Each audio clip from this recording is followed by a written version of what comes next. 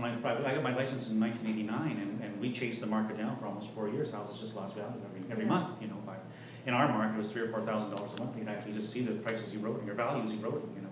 And lots of folks are upside down. Well, to add to that, I don't think that prices will erode because the supply is still an issue. Fair enough. That's that may be a great. Well then, okay, so. Yes, that's you're absolutely right, Cosmo, and that's the way I see it too. There's, you've got all of those mortgages that we had access to are gone, and so you will have a huge population of people that can't move. So that's going to affect the supply, probably. Well, You know, who knows what, you know. There has been no real true clarity No. as to what these regulations are and the impact. Mm-hmm. And we're flying by the seat of our pants in the reality of it. We all know that real estate is a long-term investment, right? If you want to make money in real estate, you need 20 years. So, you know, because it's going to go up, it's going to go down. But is it a bad time to get into the market? The right time to get into the real estate market is when you can afford it. Totally. I love that. No, that's a great way to put it. You can quote me on that. I will. Any questions, any statements, any comments? No? Any ideas? Okay. We've spent a lot of time on this, but it's important. I'm so sorry. No, this is really important because this is very timely for what's happening in our industry right now. These are conversations that real estate people and mortgage people are having every day in the trenches, and it's important to have those conversations. If, you know, for me personally, usually it's about 3 to 4 months with a client before they're ready to go to the market. If they come to see me and they want to see if they can afford something, what they can afford, I like to have, you know, a little bit of time with them, because to get all their paperwork in order, you know, and sometimes that paperwork is harder to obtain than you might think. If they're self-employed, we need tax returns. If they're seasonal, we need T1 generals. And so to explain all that to a client and to get them really solid so they can go to the market, you know, you like to work with them for a little while before they write their offer. Audrey, do you own a house? Could I ask you that? Would that be No, I don't own a home at the moment. So have you ever thought about owning a home? I've owned a home. You own a home? Yes, All I right, have all owned a home, and I've enjoyed the benefits of home ownership because it's a very good way to, you know, increase your equity and capital. But so I've owned 2 homes in my life. But then I got to an age as a single woman where homes are a lot of maintenance and they're a lot of work, and it's not in my interest at the moment. I'm more inclined to be investing in my home-based business rather than in home ownership. So I've decided to work for myself, and most of my cash flow goes into, you know, sustaining myself in my home, in my business. But if you have a family and you have a husband, home ownership, in my opinion, is the golden egg, right? Yeah. But it's a lot of work to own a home. As a single woman, for me, I'm not, you know, I don't have the brawn. Sure. So that's a great segue. At the moment. Can you just give everyone an overview of your business? Oh, okay. So what I do is I'm a digital marketing and social media consultant. And what I do is help businesses grow their customers, and I help them get more customers. So typically what I do is I start with a great website that's responsive, and it works on mobile devices because that's where the market is these days, especially with a younger demographic. It's all about mobile and smartphones. So I work with very mobile-friendly websites that work on any device. Apple's or, you know, Samsung's, as well as your laptop or your tablet. So I design a website because I really believe owning your own digital assets, much like you own a home, owning your own digital asset is fundamental. And then from there, once that's in place and you have good search, you identify who you're going after in terms of the product or service, and you have that keyword throughout your website, and then you're being searched in Toronto or Coburg or wherever. Then there's a content strategy that I work with clients on in campaigns to drive traffic to your website. So typically, Google and Facebook are the overlords, the corporate overlords. I like to think they own, about 80% of the digital dollars that are spent out there. And a lot of my campaigns happen on Google and Facebook. So I design a campaign that has a lot of frequency, so it's just not maybe a one-off, it's just not something I post out once. I actually think about what it is that you're trying to achieve and deliver it with enough frequency that it has an impact and the phone gets, starts to ring. So jump in, whatever you want to say, just jump in. This is supposed to be a conversation, but the, I'm just gonna move this in case it rings. okay, thank you. But I also use Twitter, of course, and, depending, Instagram is great for a younger demographic. It's really coming on strong. So, and I write blog articles that are embedded into a website. So there's content constantly being replenished on a website, and Google likes that, right, from a search perspective. So you recommend people blog, is that right? Yes, oh, absolutely, and refresh your website. Blogging takes a lot of effort, though, a lot of, so it's a big commitment to do. Yeah, absolutely. And to do it well. So once a blog is written, then what happens is I typically will put it on Facebook, the blog, and then I put it out on Facebook with a boost buy. So I'll take that, if you spend a lot of time, maybe 8, 12 hours, 6 hours writing a blog, and then you just put it on your website, it's sort of a lost opportunity. So it's really important that you take that blog and do something with it. So you put it out on Twitter, of course, but more importantly, you put it on Facebook, but they usually cap the reach on it. It doesn't get a lot of exposure. Okay, explain what that means. So typically, in addition to Can we back up just a little bit? Okay, so you're putting this on Facebook, on your personal page or on your business page? No, that's what I was gonna, Oh. yeah, so on your business page. Okay, So typically, your digital assets would have your responsive website, then you would also have a Facebook. In order to have a business page, you have to have a personal page. But the business page, when you put a blog out there, the blog only gets seen by maybe 10% of, maybe you've got 500 fans or 1,000. It only really, Google doesn't put it out to, Facebook doesn't release it in the newsfeed to everyone, it caps it. So they really want you to spend money and advertise with them in order to get maximum reach. So then you can target it. So say for instance, your blog is about seniors or younger people getting into the market, or there's a great new development happening in Coburg.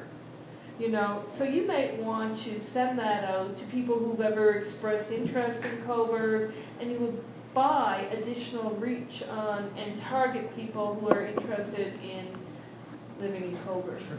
Yeah, so. Sure. Does everyone understand how that works? Yeah. Does anybody have a question? Because I have one. Shut up. So if you put your blog on your own personal Facebook page, is there a difference between that or putting it on your business page? So I write my blog, and then I put a link, put on my Facebook, but I put it on my personal page as well as my business page. And I think that's wise to do because it probably gets Okay. more exposure as your personal brand as opposed to your company brand. So in that way, it actually gets out to more people. But sometimes there's a gap, and you can't really advertise or boost your post on your personal page, whereas you boost the posts on the business page. So you can buy as much reach as you want. You could target, all of Toronto, 25 to 34, and talk to them about the new mortgage interest rate, scenarios. And you can target your boosting, I'm not asking, this is a question. Can you target your boosting the same way you would a paid ad? A paid ad. A paid Facebook ad, like by demographic, by Yes, you can target absolutely. like the location you want to send it to and Right. interests people have. Yeah, exactly. Yeah. So often if you do put a post on your business page, that post, you treat it like an ad basically, and then you decide who you're going to target. Now, Facebook has two areas where you can do your advertising. So you're able to do more targeting with their ad tool. They have a tool where you put an ad out. Whereas you can do a lot still, it's so sophisticated, Facebook is so sophisticated that when you use you do a post on the business page and then you boost that post, you can still do some targeting, but they have another tool where you can actually create ads. And you can do a lot with those ads, different things. There's a whole bunch of different objectives that you can decide on whether or not you want people to visit your web page, if you want them to participate in an offer. There's a whole bunch of goals that you can actually target with their ad management tool. So, but for the starting person, the person that's getting into it, just putting one of your blogs on your business page and then going in and boosting and doing some fine tuning with the targeting in terms of age and demo and 3 miles within Coburg or whatever, you can do all that. And what does that cost?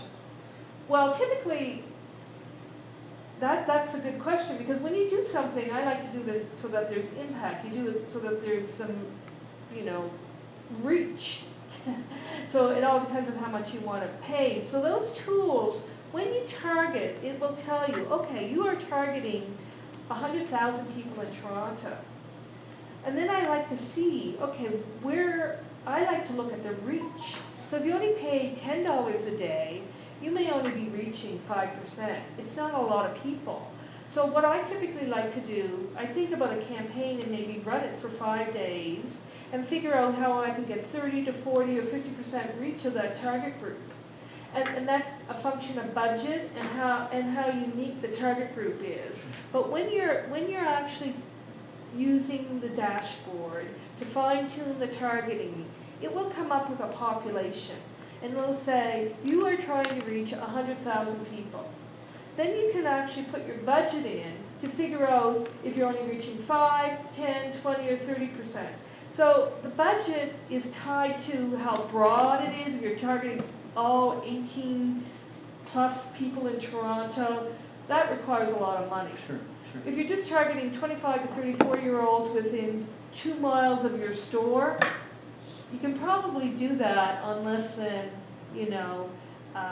$100 a day or $50 a day. It may be a $400 a week buy or $500 a week buy in order for it to have some frequency. Because if you just put it out once, you go, well, that didn't do anything.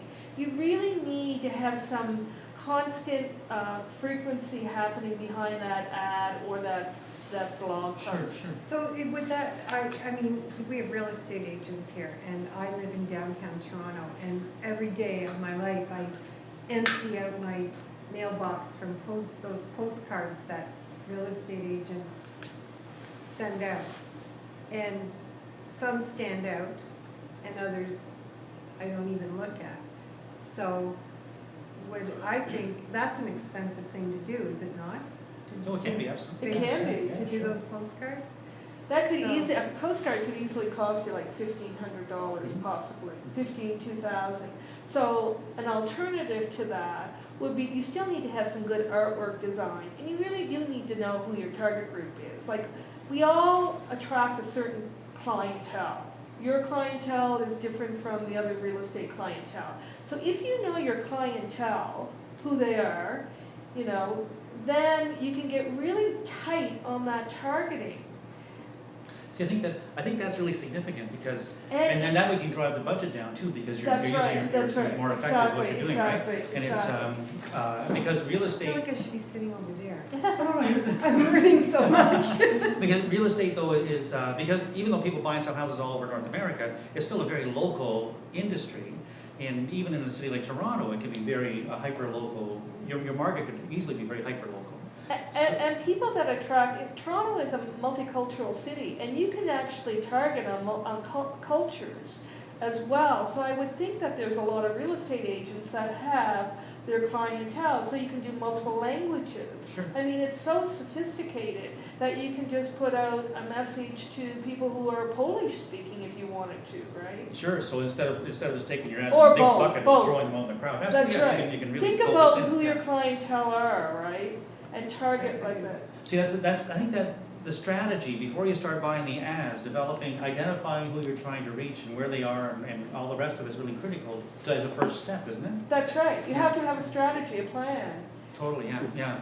It's, I use Facebook ads for my business, and I use them both locally because I'm in a small market, so it's easy to, it's easy to get Yes, good coverage yes, for $5 a day. It's exactly. easy, Yeah, it's yeah, simple, yeah. right, because it's a Yeah. small market. But I also, I try and use it to identify, when I list a property, I'll try and identify who I think might want that property, who lives in Toronto or Whitby or Ajax or Uxbridge or whatever, what their age might be, and then break them down as a profile, right? Mhm. And then create an ad for that buyer, and you can move your ad to that locale and put a little pin in Downsview and say, I want to do 3 miles of that, and I only want to reach people this age and this, this income, this level of education and all that stuff.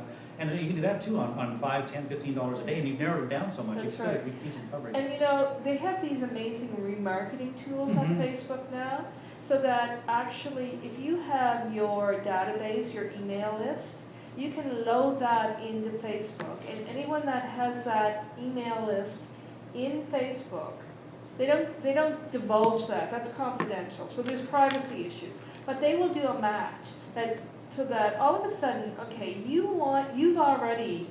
have a mailing list, you have a database. You can use that database within Facebook so that people who are on Facebook, who are also in your database, you can serve up your ads to. Okay. All right, guys, I'm going to take you guys a step back now. So let's go back to building a tribe. So how can we go about building a tribe with using social media as a platform? Well, thank you, Abby. Yeah, so I know we're going on about advertising and everything, which is good, but we want to stay on topic. So what are some of the steps that somebody would take? So last month we actually had Kirby Chan over here, and Kirby Chan talked about using Facebook as the main platform. He uses it as a CRM. So he breaks Right, them all down into exactly. categories, and that's how he keeps in contact with everybody. He tracks all the activity that he does on Facebook. So it's a really, really neat idea, and I was really intrigued by it. What I want to talk about is how can we actually take that a step further. So you have a Facebook page, now you are going out and networking, now we want to bring in social media marketing. How do we actually use it to actually build a tribe of people that actually follow us, as also they are going to be looking at buying from us? Can we talk a little bit more about that? What are your thoughts on it? Well, to me, a tribe is your email list, your contact list, your CRM. Yes. That is who your tribe is. Anybody that's in your So I would have a Rolodex. different, Oh, okay. To me, okay. So let's let Audrey finish, and then we'll go to you, Marcy. To me, that's like people that have said, I want you to talk to me, Mm-hmm. right? If you are doing newsletters, that's a tribe. That's linked to a database. I think it's much more, your tribe is more personal, as opposed to not being personal. It's about networking and people giving you their business cards, and then that going into your newsletter, database. That's interesting. So what you just said that for you, tribe is more personal, but also when you're networking, you're adding them into your newsletter. Can you clarify a little bit more? I think that it's not personal, like someone has seen the whites of your eyes, Mm-hmm. more or less. They've met you. If newsletters are still very powerful Yep. as a marketing tool. If you're using Constant Contact or MailChimp and you're sending out newsletters, they get that's a very statistics show that's a very high trust tool, more so than Facebook, right?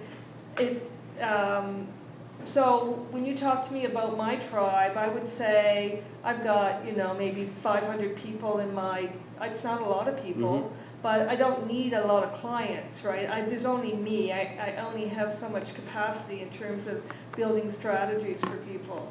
So on top of that, though, often those people, there may be some duplication. They may be on my Facebook business page as well, and they may be on my Twitter feed. I tend to be more of a Facebook person Mm-hmm. and a Google a Google person. So for more cer- AdWords and Facebook advertising. Yeah, yeah. Okay. Marcy? So for me, a tribe is totally different. Dave, I'm going to come to you as well too. You're part of this Okay. panel now. I think of my tribe as my tribe are my, are people that are influencers that will go out into the world, and if whoever they meet and says mortgage, they know my name is on their mind. So, and that's who I would consider my tribe. My tribe are people who help promote me in my business. And so what becomes very important to me in building my tribe are my past clients. Mhm.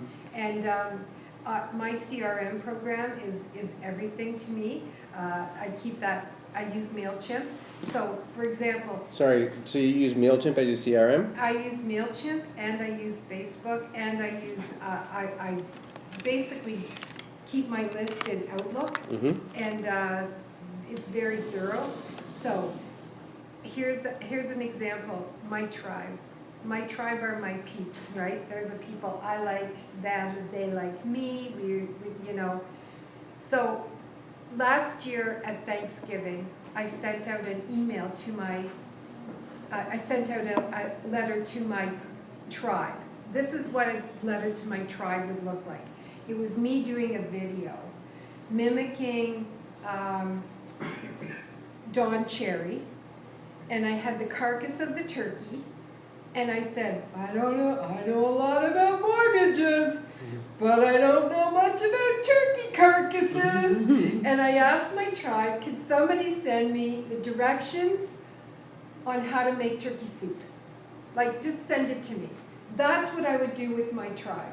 So I reminded them I do mortgages, and I got some great, and I really needed a turkey soup recipe because I had no idea what I was doing. So that's the kind of thing I would do with my tribe. The other tribes I have, and I call them my tribes. Before you go any further, can you differentiate what people would describe as a sphere of influence versus tribes? Is that the same thing that you're looking at? So people that are in your sphere of influence are people that are actually like you, love you, and have done business with you before, and are recommending you outside. So that's to me is like a core group. So that's what you define as your tribe. That then. would be one of my tribes. Okay. The other ones are lists of people that I belong to. So over the years in social media, I've gone to many meetups and tweet-ups, remember? Oh my God, tweet-ups. And you get to know people. And so we shared a lot of information on Twitter in the early days because it was like a big love-in, and we all met each other, and we knew each other, we liked each other, and so out of that grew lists, right? So I'm on several lists. So what I will do is I will write my blog, and I will send that out to my tribe, and my tribe will share that on Twitter, on Facebook, on their Facebook posts, and that kind of thing. So that's what I would think of when you talk about your tribe. You have to remember though, like my tribe is more business to business versus maybe business to consumer. So it could be a bit, depending on what sector you're in, what Yes. industry you're in, the tribe is gonna change. Whether or not you're a consumer going after consumers. So when you talk to me about tribes are more, for me, it's a business to business scenario. The other thing is, one area that I forgot to mention is LinkedIn. You know, because I'm business to business, LinkedIn and as a professional network is really important to me. And I publish, it's very much like a blog. You know, I'll create a blog within LinkedIn and publish that, and then you can actually boost that within Within LinkedIn? within LinkedIn. So then you become an authority. You become a voice of, authority about whatever topic you're on. So that's one area that I'm starting to look at. I've done a lot of the publishing, but I'm now going to move in just playing with reach campaigns. So for me, I don't have a product, and like a lot of us here, I'm a service. Mhm. I don't have a product, and hi. So I don't have a product. I'm a service, right? And so what I'm not selling my service. I feel like I'm going out there and I'm looking for people who need my service. And when social media first came on strong, we were all just opening Twitter accounts, and we were having a lot of fun. I mean, it was like the Wild West, right? It was sort of fun. We were all there. But I went to conferences. So every group had the conference on social media. So financial fintech, they called it. You know, doing technology in the financial world. The mummy bloggers. You know, you had groups of people who were blogging about money. You had groups of people, like all these special interest groups were having all these sort of conferences. And I went around to all of them, and I got to know a lot of people. And then you start tripping over the same people at all of them. So you started to realize that social media was really about being social. I mean, so even though we were all tweeting and Facebooking, the fun happened when we got together.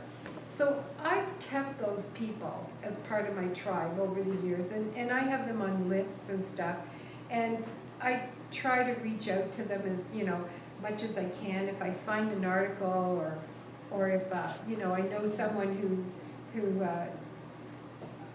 you know, has a product, and I think, oh, that would be, you know, and someone mentions to me, like, I'm looking for a whatever, and I go, okay, I know who does that. And so there's a girl who makes these amazing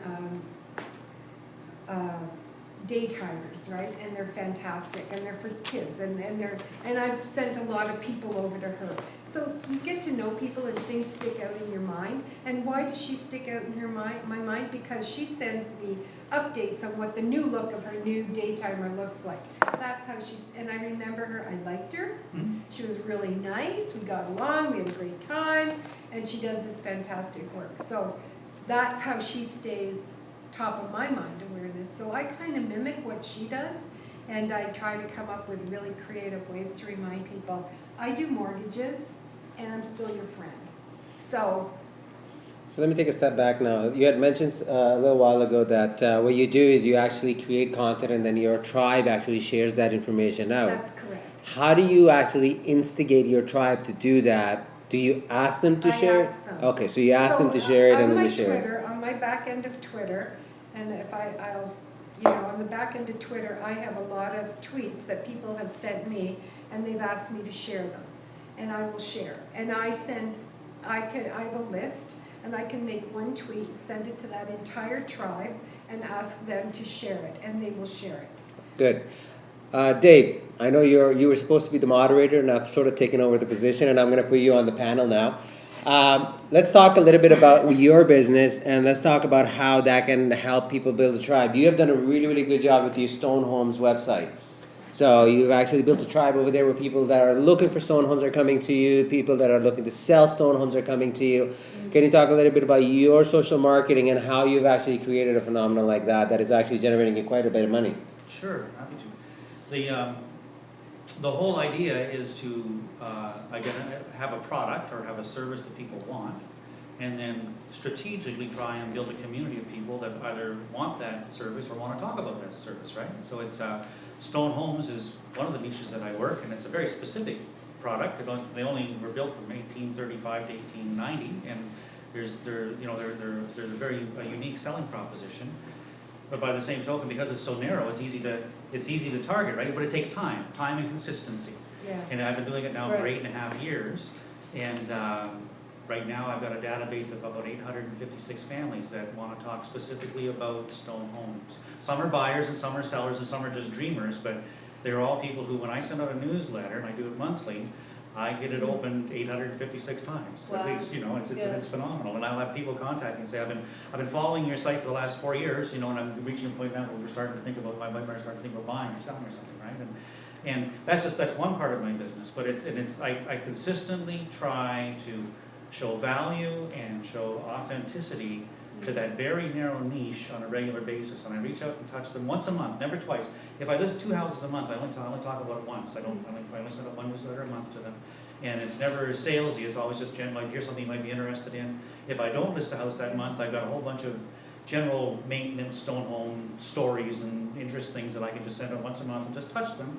And remind them of a property I do have listed that still hasn't sold yet type of thing, but it's very gentle, it's not salesy, and it's just, it's establishing me as the expert in that field and in a very gentle kind of I way. think What- that's a good point, like when you have a tribe, when you build a tribe, you can't pitch your tribe. You're not pitching your tribe about, I want mortgage business, I want to sell your real estate, or that tribe, you almost have to have a lot of respect for it.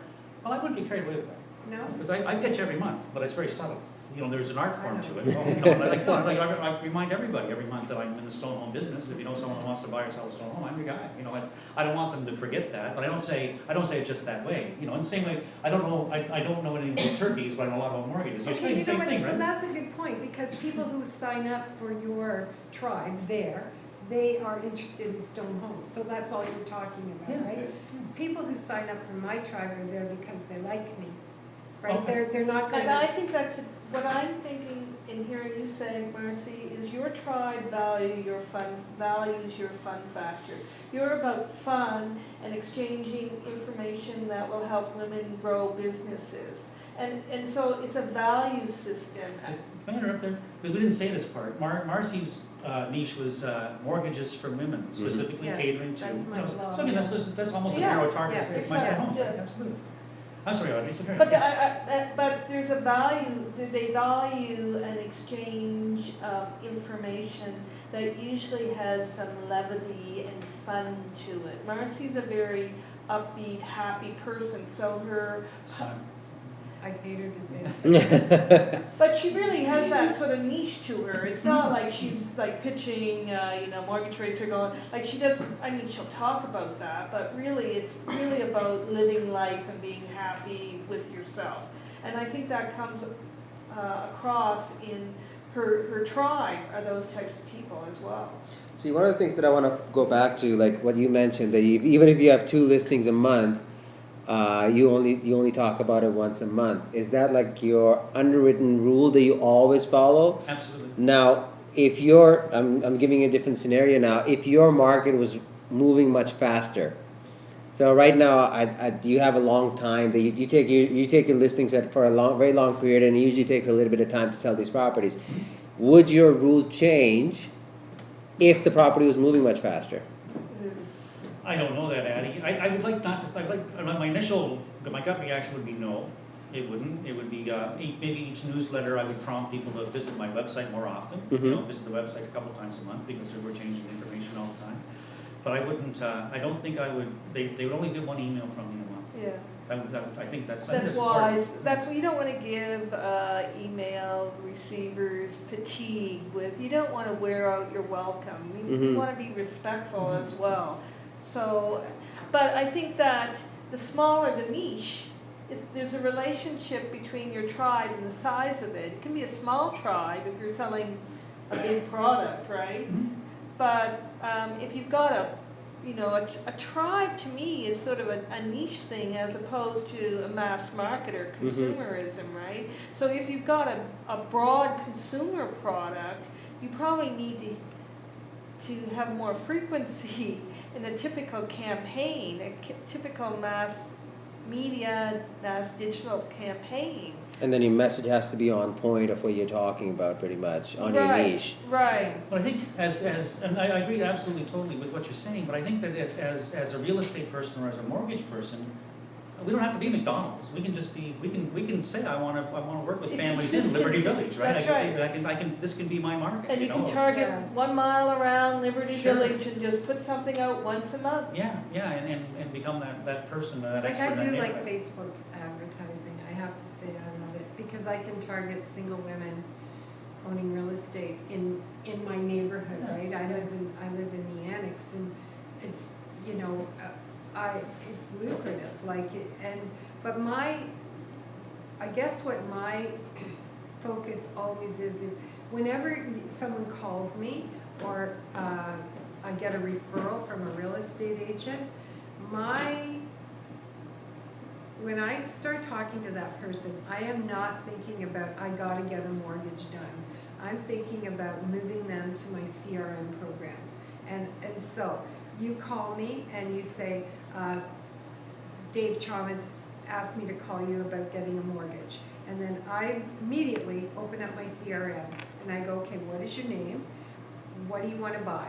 What's your dream? You're driving around the city and you saw your house. What was the address? What did it look like? Okay, so now you know what you want to buy, and are you ready to go to the market now? Are you going to, and so I just want to have this really friendly conversation with them first of all, because if I can move them to the mortgage right away, that's fantastic. Like, trust me, that's a gift from God. But really, we know most people that a real estate agent would send to a mortgage broker is not going to be buying tomorrow. So we don't, we see the ones that you get frustrated with, or their deals falling apart, or, the people who have their life together very rarely get referred to us through real estate agents. And that's, that's just the way it is. So I want to move it to the CRM program. And then I want to figure out, get them on paper and have a look at their finances. And, are they going to go in 6 months? Are they going to go in 2 weeks? When are they going to go? When are they going to do this? And if it's not going to be for 6 months, I want to stay in touch with the real estate agent, right? Because I'm going to stay in touch with them. So I want to be able to say to the real estate agent when they finally are ready, I want to say, okay, well, let's phone Dave now. And, if they say, I'm moving on to another agent, I'm like, oh, no. Why? We've done all this work, and, and so there's certain things. Then when you're in the CRM program, I know you, I know you, and you know me, and we're either going to, we're going to grow that relationship somehow. And then, of course, there's always the person who dumps you, right? They go to somebody else to get their mortgage. And so a really good breakup letter is a nice thing to have to give out to your tribe. Like if somebody says they're going with someone else, I send a breakup letter and it has a knife to the heart, right? And I just write I tell them, call me and chat anytime. I won't sing any Whitney Houston songs. And so you just want to leave everybody feeling good about the transaction, whatever. Even if they went to another broker, you want them to feel good about that, right? I mean, you have to be happy and healthy. And so that, to me, now you're in my CRM program. You broke up with me. I've sent you the breakup letter. Hopefully you feel good and happy and healthy about your decision.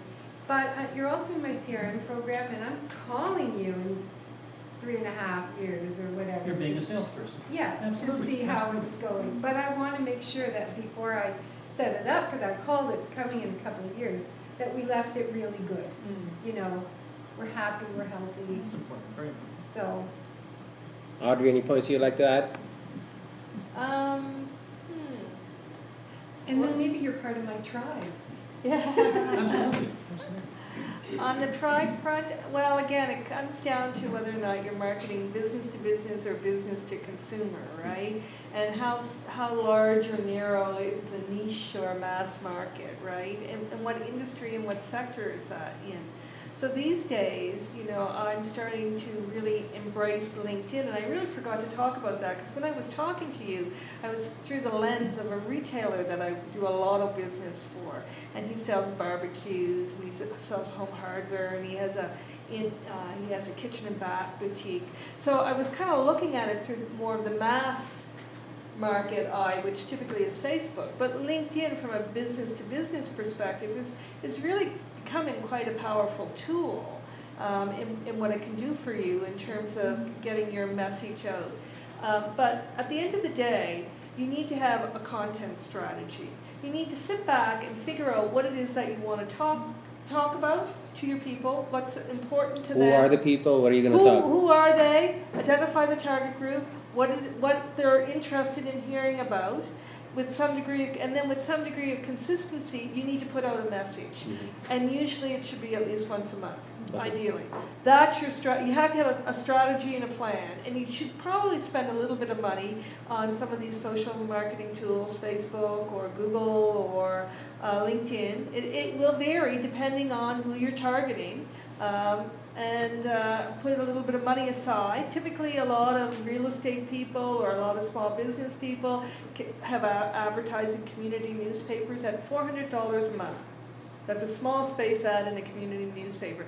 Well, if you're even anywhere near spending that type of money, $400 or $500 a month, you can probably do it in a more effective, targeted way on Facebook. So set aside, your $5,000 budget a year and figure out what it is, what message you're going to put out, and there's some degree of seasonality, and write your blog, then repost your blog on LinkedIn, then repost it on Facebook and Twitter, and then on Facebook do a boost with it and spend $400. So let me take a step back then. So basically so I'm just trying to recap what we're discussing over here. So each of you come up with a profile of the person that you're targeting. You have a product, a specific product that the person is looking for. So that's your clientele that they're looking for. You create a group or a page that is specific to that. You advertise to generate interest in that group. Then you're creating content and sending it out to them. So this could be an email creation, Facebook post, LinkedIn post, whatever it might be. So you're creating content that is specific to the message that you're trying to relay to keep those people engaged. So when it comes time for them to think about that particular niche, they're calling you. You're talking Yeah, about exactly. Bingo. And they're telling their friends. Yeah. That's right. They're sharing it amongst Yeah. themselves. And when you absolutely. do content, though, you really need to have multiple applications of that content. Can you right? define the multiple application? Because if you sit down to write a blog, okay, you write a blog, that blog is actually a newsletter. Mm-hmm. The blog actually also sits on your website in the blog area so that it generates searches on that topic area. Okay, so then the blog as well can be put out the picture and attached to your website and put on Facebook, right? So it needs to be used, like it's not just one rifle shot. It's like usually you're going to hit 5, 6 levels of social media So you with need a that piece of shotgun. content. You need a shotgun approach Exactly. to your So you make content. sure you put it out on LinkedIn, you put it out on Twitter, you put it on your Facebook business page, you put it out in your newsletter, and you put it on your website. So You do- Hootsuite would be a good option for people that are looking to have something like that, where you can just Hootsuite, you can't live without. yeah. So you just have one tweet or one message that you post, and it takes it to all of your social. I don't use those third-party intermediaries. I know they're really powerful and effective. Mhm. I like to kind of be I'm more of a mechanic. Like I like to get into Facebook and Mhm. know what I'm targeting, or on Google or whatever. Those third-party tools really work quite well when you have massive budgets. You don't need a Hootsuite. You don't need to put your $50 into them. If you want to take the time to learn how Facebook works or LinkedIn works or whatever. But I'm sure, I don't know how much it costs a month. It's free. Yeah, you can get it free, or it's Yeah. $6.77 is the cheapest one that you can Okay, get. okay, That's the one that okay, I have, okay. $6.77. That's what I pay for mine. If So I we're coming up to an hour. I'm going to open it up. Sorry, go I ahead. just want to add one thing. What Audrey just described is just is a system. And if you take the time to build the foundation for that system, every time you do a blog post, all those things you talk about that sound like so much work just fall into place, one after the other, after the other, after the other. So after 3 or 4 months, it becomes automatic. And I have a blueprint very similar to that, and for my stone homes, and it isn't a lot of work to do it. And one of the areas that we didn't talk about, because is YouTube, right? And video is coming on so strong, right? And everyone becoming more proficient and professional in being able to talk into a camera. That's where the market's really going to take off. So using YouTube, Facebook allows you to upload video into their system. So doing and putting that video on your website. So having a website that allows you to update and put content on, a content management system. So your Facebook followers, that would be an example of a perfect tribe. Absolutely. You know, that's a perfect tribe, your personal one, Mm-hmm. right? Well, you have your Facebook page. See, the way I'm understanding it, and correct me if I'm wrong, when you're creating a niche, you want to have a separate repository, you're a tribe for them. So you could be a page, a group, or whatever you want to create. And then you're marketing to attract people into that group. And then you're creating content and you're boosting it as Audrey does, boosting it to reach all of the audience that you have. You can collect their information, their email, and put it in your CRM and create a group for them separately. So you're talking about that message to them. So it's all about, from what I am understanding, is having very focused conversations with the people that you're bringing into your group. And then that's how you're going to foster relationships that will create sort of a tribe for you. Am I right? Yeah, and I think that one time you and I were having a talk, and you said something about something convert. Well, what was that saying that you had? Contact, something, convert. And for years you thought, okay, I'm going to have to convert this to a mortgage. And then later on I decided, no, I don't. I have to convert this to an influencer. So, you know, I don't need you to give me your mortgage. I mean, you may not be in the market, you may be tied in, and we, you know, maybe you don't even want to tell me about your personal financial life. Like, sometimes I have better luck asking women about their sex life than I do about their finances. So it's just, you know, I need to convert you to an influencer. That's really what I think when I meet people, and that's how I think my Facebook is. They're my influencers for sure. Like, I have 1,600 friends on my personal Facebook page, and I can tell you there's a lot of referrals that come from my Facebook page, a ton.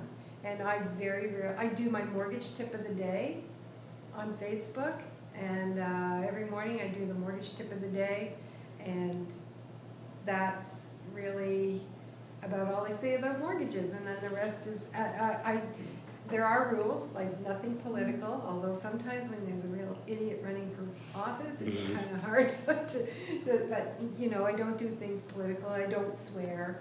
I do have a code that, you know, I try to keep it light. They call it fake book, right? I put nothing on there about my personal life, except maybe if I go to New York City for the weekend and I'm really happy. I'll put the pictures of New York up. But I don't talk about my relationship. I don't talk about my kids. I don't do any of that. I mean, it just, to me, I don't want to be known as someone who has kids. I don't want to be known as someone who's in a relation. I want to be known as the person who does mortgages. That's really how I've crafted it. All right, so we can open it up for any questions that anybody might have. Yeah. I'm kind of wondering about, well, when it comes to real estate marketing, I'm trying to figure out or trying to wonder if how effective is social media compared to the printed ads, because I'm kind of new to Canada too, so I don't know how the people are going and look for things they want to buy, especially for real estate properties. Are they really into looking into social medias or into printed? Like, if I'm a buyer, would I really go to social medias or the internet browsing it? Or You know what? I just want to say this. You're a service, and you want people to use your service. Yeah. Right? So how are people going to find your service? Who's your client? Like, who's your client that you want to, who are you most comfortable with?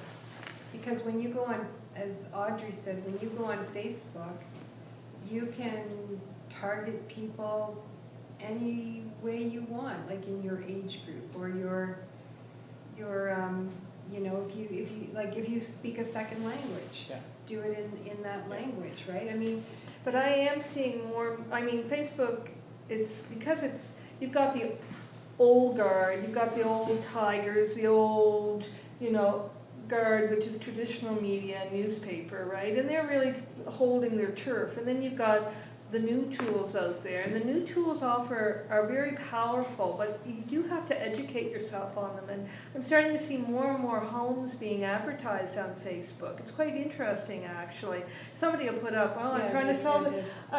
yeah, I'm selling this house. Like much like Kijiji in its early days, you know, people started selling their cars on Kijiji and so on. You know, I think Facebook is starting to step in now and become a place where people are putting homes up for sale. See, there's one point I'd like to add in that is there's actually agents out there, and this is something that a trainer actually used to teach, and I love this. They would actually switch their ad. One ad would run one week, and the other ad would run the other. First would be, here's a new property that I have for sale, and the next week it would run, here's a property that I just sold. And the ad just keeps on switching.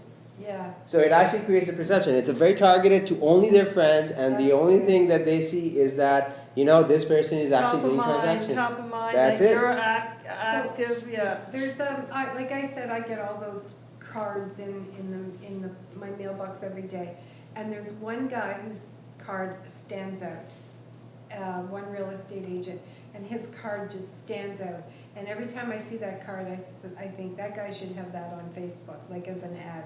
And what he does is he has the average sale price of a 3-bedroom detached, 3-bedroom semi, you know, a 4-bedroom detached in like this little, in my little annex area, right? And he just does that. And honestly, like as soon as those cards come in the mail now, every day I look for it to see if his is there. And, you know, I go, oh, there it is. And I can see what the average price in the neighborhood. And that's kind of good information. So it's like an infographic, that's what you're looking for. Can I take a kick at that question? As a real estate guy? Yeah. You've got to figure out who you want to talk to first, and then figure out where they are. Because some of my market, social media wouldn't work for them at all. I still advertise in the paper every week, because that's where the people who I'm trying to reach for that particular part of my business, that's where they are. It's just where they are. And I've got Facebook to them all day long, and they never see it anyway, right? But then there are other folks that would never see my printed ad because they just don't buy the paper. And truthfully, I haven't seen my printed ad in a year almost, because I don't look at it either, right? But so you got to know who you're trying to reach, figure out where they are, and then develop a strategy to reach those people. Don't try and make them go where you want them to be. Just figure out where they are and go there instead. Yeah. Because my idea is when you use the social media, Facebook is kind of a little bit new to business side, like building your business web page on Facebook, right? So I got a lot of friends, but I think most of them are not into what I've been selling. So in Facebook or social medias, other social media sites, you could probably have a lot of people to view your product, but they're not into it.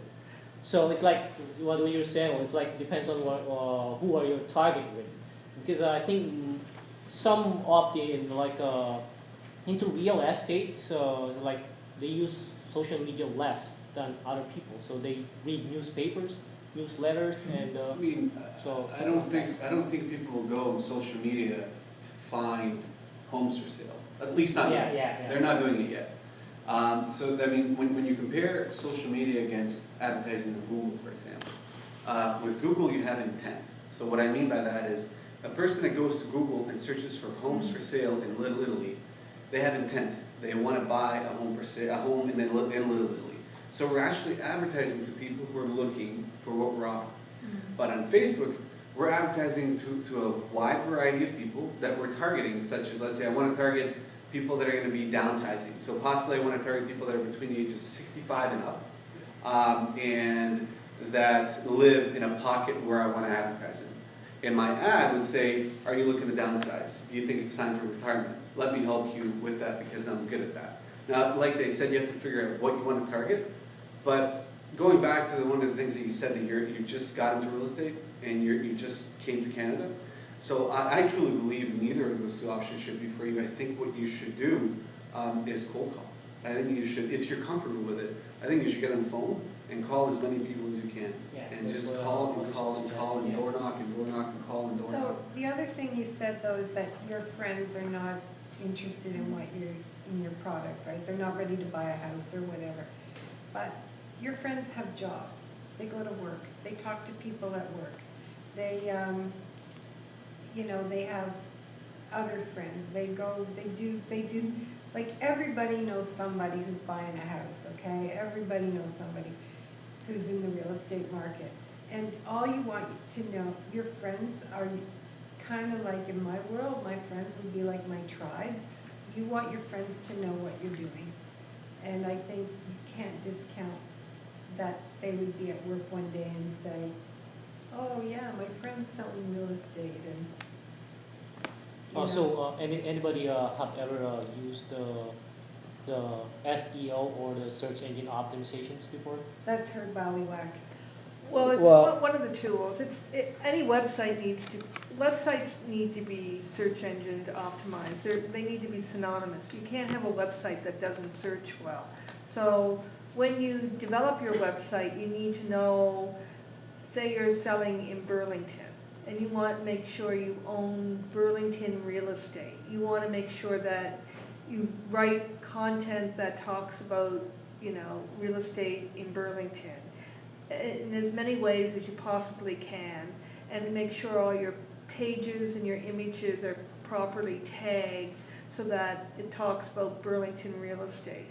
So that when someone then goes searching for Burlington realtor, Burlington real estate agent, then you come up. So that's part of your whole website design. So a website and search engine, they need to be, somebody can create a great website for you, but if they haven't taken the time to figure out what the key words are, which is Burlington real estate, and they haven't written those into the title pages or the meta descriptions or the copy on every page, then you don't have a good website. It has no value, other than if somebody knows your direct URL. So you want to make sure that when you have a website design that it's properly SEO'd. Perfect. Let's try to wrap this down now because we've been at it for about an hour and 15 minutes now. So, any last thoughts that you'd like to share before we close the conversation off? No, I don't. You don't think so? Okay.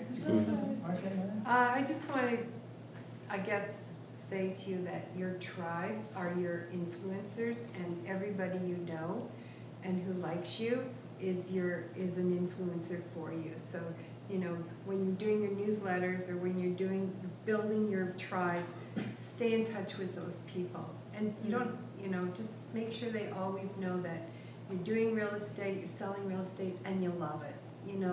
People want to do business with people who love what they do, right? And I love what I do, and so when you come to see me for a mortgage, it's not a threatening thing at all.